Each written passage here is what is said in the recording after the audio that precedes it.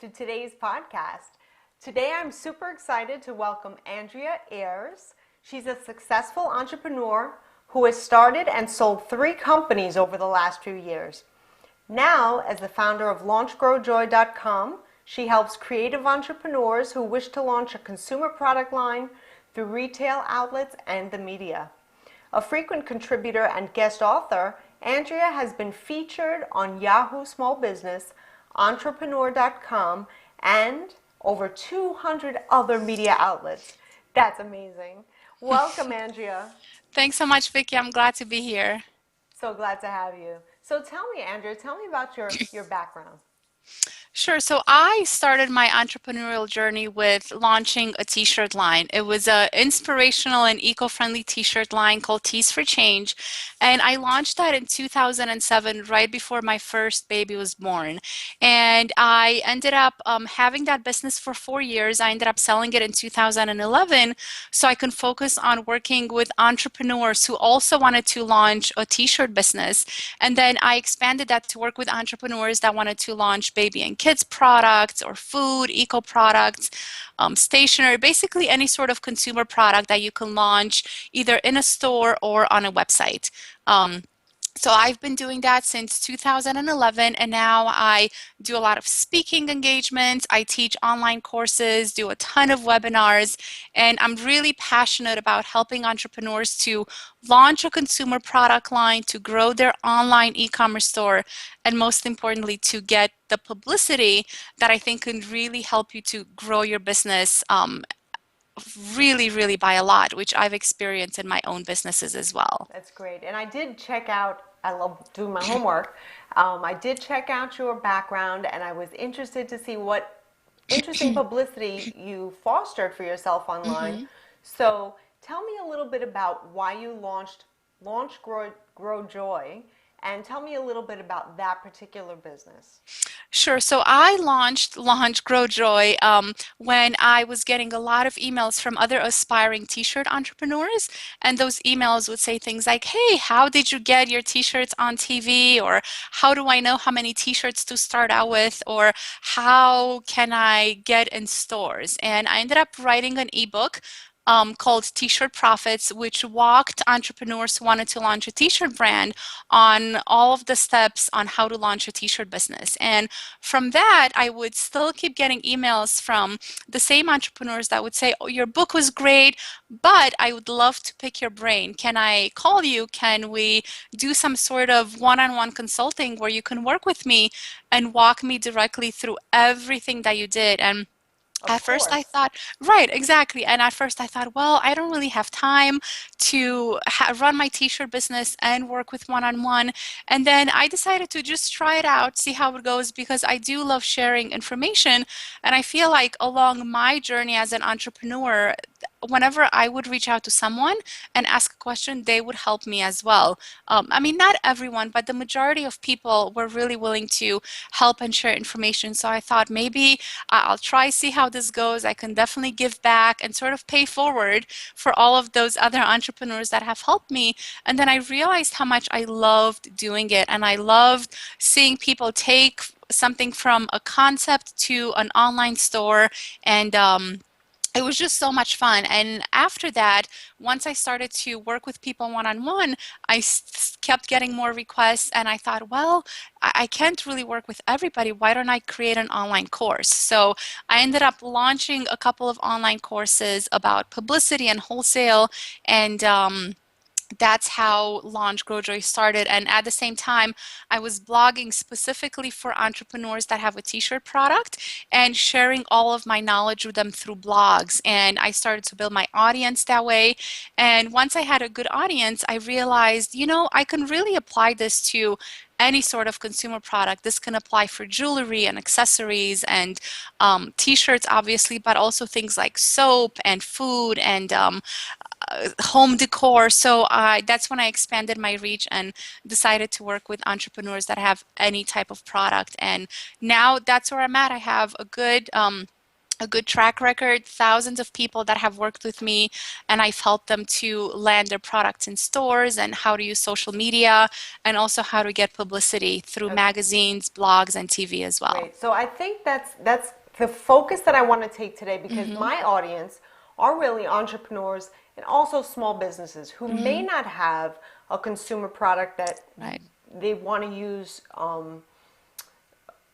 an e-commerce platform Mm-hmm. to reach their audience because they may have a brick and mortar store where Right. they, do their business, but definitely the publicity part of your knowledge base is Mm-hmm. something that I'm interested in sharing in today's discussion. So tell me a little bit about what publicity means to you because there are a lot of facets of publicity. What are the areas of publicity that you primarily focus on? And tell me a little bit more about that. Sure. So what publicity means to me is basically exposure that's free. And it's different from advertising where you pay to have your products or your services featured on a blog where, let's say, maybe you take out a little banner ad on a website or maybe an ad in a magazine or on a radio station or on a podcast or Right. something like that. So the difference between taking out an ad and publicity is that publicity is free. So for example, if I am featured on a podcast, that's publicity for me. But if someone was to pay for sponsorships where they get maybe 15 seconds or 30 seconds, that's still publicity, but it's the advertising form of It's publicity. paid. So it's Right. paid, yeah. So what I love to focus on is the free publicity that you can get on other blogs, on other podcasts. In print magazines and online magazines, on radio, on TV, and I've had a lot of success both with my products businesses, but also as Launch Grow Joy, where I don't have a product that can be featured in a magazine, but I've approached publicity a little differently for Launch Grow Joy, where I'm the expert in what I talk about. So, for example, if I'm launching a course, I have a course on Pinterest. So I spent a lot of times sharing information about Pinterest to other blogs and other magazines. I ended up writing articles for them and being quoted and being featured.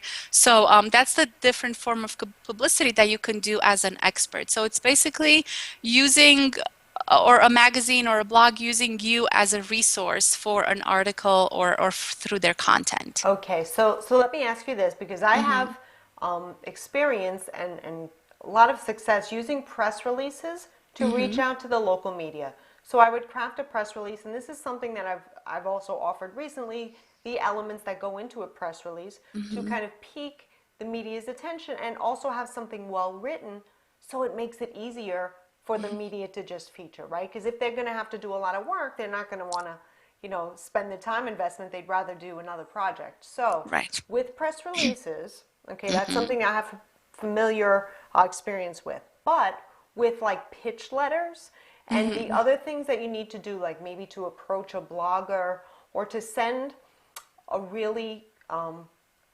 well-focused and directed letter, Hmm. to pitch your idea. Speak to me a little bit more on that because that's something that I would definitely like to learn more about. Sure. So I'm so glad you brought up this thing about press releases because I think press releases are great, especially for local media, but they don't work as well if you're trying to get national media or coverage that's not local. Okay. And I think we actually wrote an article a while ago titled "Why I Ditched the Press Release and What I Do Instead." And but still, having said that, they do work for local. So local press releases I highly recommend. But what I do instead is this thing that you said, pitch letter. So Okay. basically, what I do is I look at a magazine or a blog that I want to be featured in. Mm-hmm. And I try to think about, all right, where can I offer my expertise to this blog? Would it be through a guest blog post? Would it be maybe through just a quote that I share that's relevant? Maybe some industry statistics or something like that. And what I do and what's worked really well for my clients as well is to write the pitch letter. So the way that I like to structure my pitch letter is I have a formula and it's really simple. 3 to 4 paragraphs of 3 to 4 sentences each paragraph. So Okay. you want to keep it super short and this is not really the place where you go into your entire story or all of the other press that you've gotten, but this is more a letter where you where you offer your expertise. So the first paragraph is always about how familiar are you with the outlet that you're pitching. So what do you know about them? What do you like about them? Have you read any articles that recently maybe touched you or that you found relevant or even that have helped you in your business?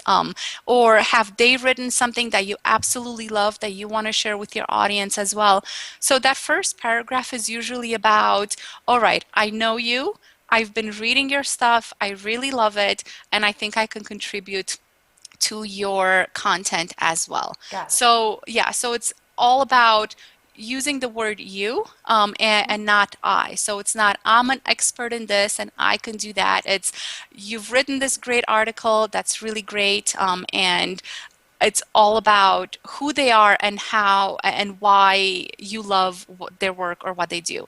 And I think the reason that that works really well is first of all because you're personalizing the pitch letter to them and you're not just randomly emailing hundreds of people at the same time with the same letter, and it really catches their attention because I'm sure even you, Vickie, when you receive a letter from someone who has taken the time to read your blog, listen to your podcast, you're more likely to respond than if it's just, hello, ma'am. You know, I get those letters all the time. Dear ma'am, I would like to contribute a guest post to your blog. And Yeah. obviously they've never read my blog. Right, right. So yeah, so And that doesn't, case in point, I just want to stop you there for a second because I yeah. want to say you are the case in point today because when I was sharing a story with my local podcast group, because I just recently launched this podcast, I shared a story about how I had a podcast featured, and you reached out. You said, you know something? This girl is new. She wants to feature some industry experts on her blog. Maybe I could help you with publicity. So, ta-da! Here you Right, are today. exactly. Yeah, and I I don't mean, know why I sang. Sorry about that.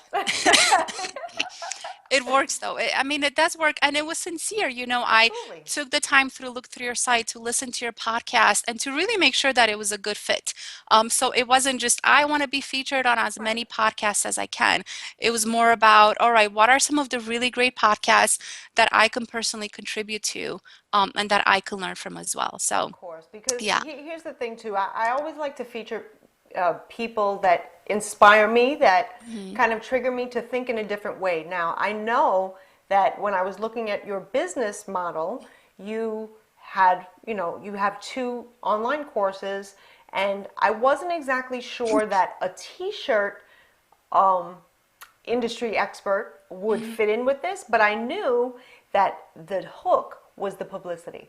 And that was the Yes. tie-in. So you really did your research to see that the publicity ties in. If I had a show on the t-shirt business, yes, you might have focused it Right. more on that. So it really shows the businesses and entrepreneurs that are listening to this podcast today or maybe watching this video on YouTube, Mhm. that you really have to think of the connection between you and the person that you want to have feature you in their media publication or on their television show. Yes, exactly. And I think too, the main difference is that I know your audience is in mostly t-shirt entrepreneurs, Right. but I've personally, with Launch Grow Joy, I've been featured as the expert, which is what your audience is as well, in a ton of publications and blogs and speaking and all of that too. So I'm teaching t-shirt entrepreneurs and product entrepreneurs, but what I'm doing to grow my own business is all of these other things where I'm promoting myself and I'm sort of the product behind the brand. So yeah, and I know your audience is definitely interested in that aspect of it as well. Right, and I think that Yeah. works great that you have become this industry expert in Hmm. publicity, but Yeah. not just publicity for celebrities or publicity for local businesses. You're Hmm. publicity for entrepreneurs, and I think that speaks to Exactly. the audience that's Hmm. here today. Yes, So definitely. I want to ask you, how do you go about compiling a list of people that you would like to approach? Sure. So there's a couple of ways. First, there's a lot of blogs that I personally read that are relevant to me and to my audience. So that's one thing that I do is what do I read? What do I love? What am I familiar with? And let's start there. So for example, for my e-commerce site, I use BigCommerce, which is an online e-commerce platform. And I know there's a ton of other entrepreneurs that all they do is sell products through BigCommerce because that's what the platform does. and I had been using the platform for all of my e-commerce businesses. So I decided to reach out to them and tell them how I've loved using BigCommerce and I recommend it to all of my clients now, and it's great and it's totally transformed my business, which is true. But then I know their audience are e-commerce entrepreneurs. So I said, can I write an article for you on how to get publicity? Because everybody wants traffic to their online store. Okay. So that was one way where I was able to be featured on the BigCommerce blog with tips and strategies for publicity. But again, it was just a product that I personally used. I read their blog all the time, and it was really relevant. The other thing that you can do is obviously look at companies or people that might be your competitors, but not directly your competitors. So let's say you talk about e-commerce, maybe you can partner up with someone or be featured in someone's blog who talks about Facebook or social media, and then you can pitch yourself as, I'd love to talk about how to use e-commerce to drive traffic to your Facebook page or something like that, or vice versa. So it's about thinking outside the box of things that can be complementary to what you're doing that your audience might be interested in as well. Sure. And then, I'm yeah. sorry. Go ahead. Oh, and I was going to say, and then just do research, go online, try to find if your theme, let's say if you're a fitness professional and you want to reach out to local moms, for example, then you can just Google, Brooklyn fitness blogs and you'll I find a cannot lot. believe you said Yeah, that. I know. How'd you know? You knew I was a trainer and I used to live in Wait, Brooklyn? What kind of gave it you away? just mentioned that before, but right? Yeah, Yeah, but my it's true though. accent. There's a ton of bloggers Uh-huh. who write about fitness, and if you're an expert and want to reach out to that market, that's the first place to start. So just doing research online is it's couldn't seem like the easiest thing to Yeah, do, but just start there. definitely. And it seems Hmm. like time worth well spent. Like Hmm. if you're really doing intelligent research, you're not just, surfing on the web and but you're collecting this information. Now, how do you collect this information? Do you use Google Drive? Do you have Yeah, a I mean, spreadsheet? What do you use? I just have a spreadsheet, honestly, and it's titled Dream Blogs or Dream Publications to be featured in. And Okay. it's super easy, just URL, name of the person behind the blog, if it's a smaller blog that has one person behind it, and then their contact information. So, yeah, it's really Google Drive. And before that, I used to use Excel, but now that I have an assistant and I share stuff with her, Google Drive is so much easier The because way to go. everything's in one place. Yeah. Sure, sure. Hmm. So you have kind of this wish list with Hmm. this group of publications, maybe even on TV, not necessarily a Hmm. publication, but places that you would like to get national media coverage, Mhm. right? National. Yep, Okay, national and so local. Hmm. great. So you keep this in like a spreadsheet, Hmm. right? But it's kind of like your wish list because you didn't Yeah. say these are blogs that I'm going to approach for my publicity and that's it. You Hmm. said these are dream publications, right? You had this Hmm. hopeful kind of statement with it, this connotation that this is going to come to be. These are Hmm. publications that inspire me, and I love that. So I definitely took notice of that. I actually have a Yep. board right Hmm. behind I'm not going to spin around the PC, but I have a board of things that I aspire to accomplish and, like a Hmm. bulletin board, places that I want to go, publications that I want to be featured in, things that I need to do. I actually have my goals, my strategy, my execution. So do you keep this somewhere close that you always remember what you're trying to accomplish? Yeah, I have a couple of different places. I have a planner where I put all of this stuff in, and I look at it at the beginning of the month, and I think about, all right, where do I want to be this month? What do I want to do? But then I also have it on my daily to-do list, and in that Google spreadsheet. So I have, so I have, this little notebook that I use here Uh-huh. for all of my my daily to-dos, and I just write stuff down here, and Nice. Pen that's to something. paper. Pen to Exactly. paper. Yes, yes. And I love just to cross it off, and that's what drives me on a daily basis. But then I do have this Google Docs spreadsheet where I have the big picture, okay, what are my goals in terms of publicity, and then I transfer that to my to-do list on a daily Sure. basis. So I think about, all right, how much time do I have today? How many emails do I need to send out? And yeah, so it Great. sort of all works together. Okay, so it's not something that somebody can easily approach tomorrow. It's something that you have to build up and you have to constantly work on like a plan and a strategy you have to use. It's not just easily writing a simple press release, getting local media coverage, which I've done and I know is totally doable, is very important. But I think the publicity that you speak of, where you're going to get a larger audience, you're going to get different media attention, is something that's going to really pay off in the long run. Do you agree?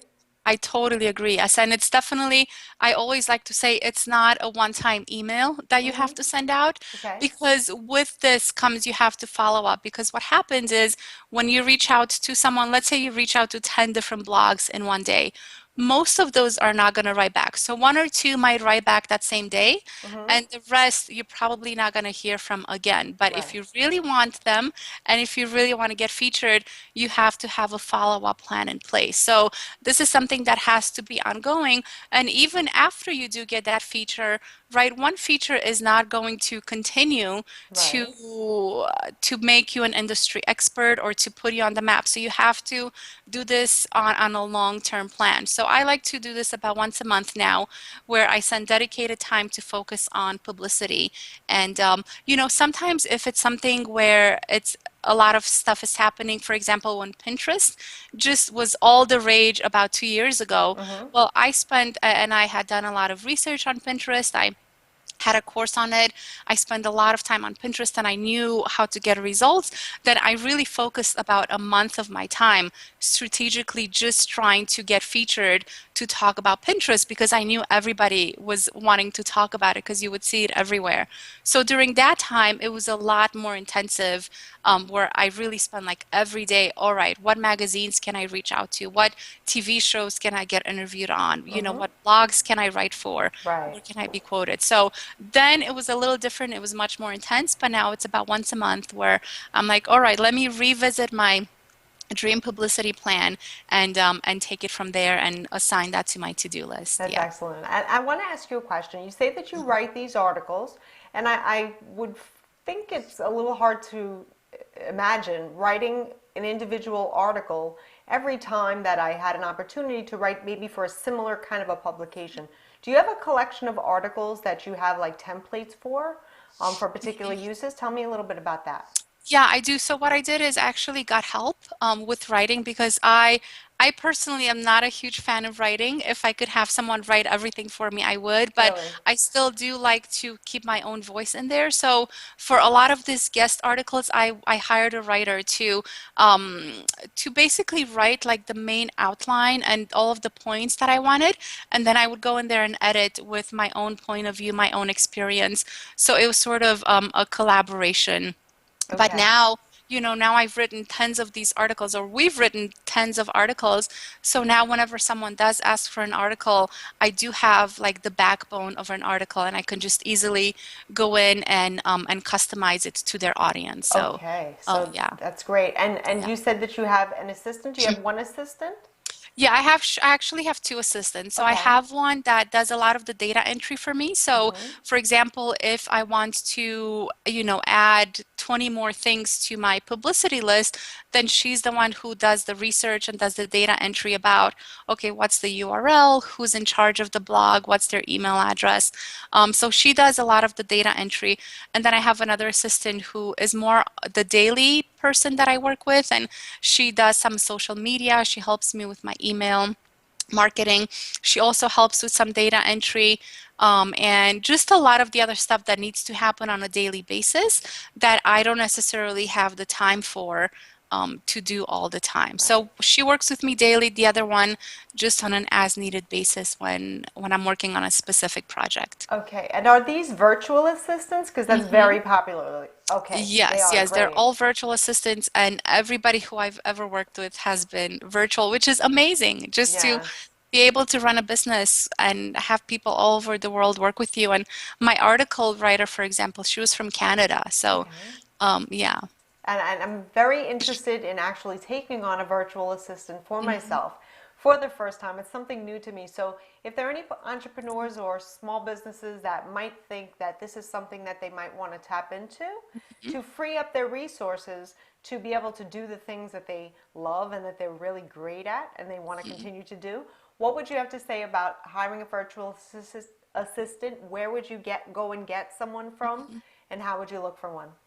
Sure. So I always recommend to start out small. And Mm-hmm. I know when we're the brand behind our business, we want someone who can be just like us, right? You want someone to be able to do everything that you're already doing. But I think there's not going to be one person who can do everything. So you have to think about, all right, what tasks, like, is there something that I don't like to do or something that I know I need to do, but it's taking me away from some other stuff. So think about a small task that you want help with Mm-hmm. and start there. And sometimes, I mean, I found all of my assistants on Odesk and Okay. Elance. Mm-hmm. So it's you just post a listing for exactly what you need for, the skills and Mm-hmm. the types of tasks, and then people apply and you can interview them online. You can see what it is that they can help you with and you can take it from there.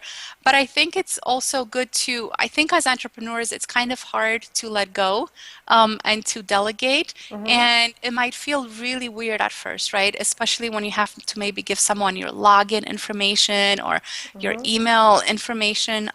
But you just have to let go and get through it, and it's going to get easier.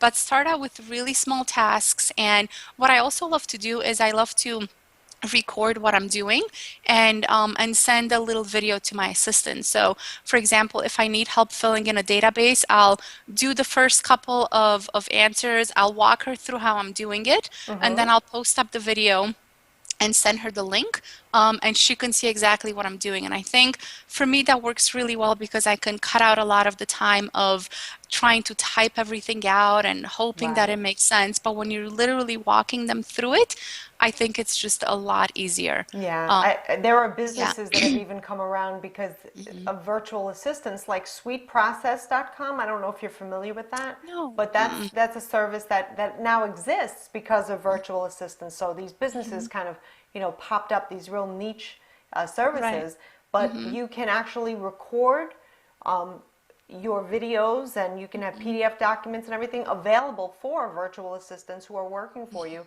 and your entire team so that you can keep that collection because if you had to replicate that every Hmm. time, that would be impossible.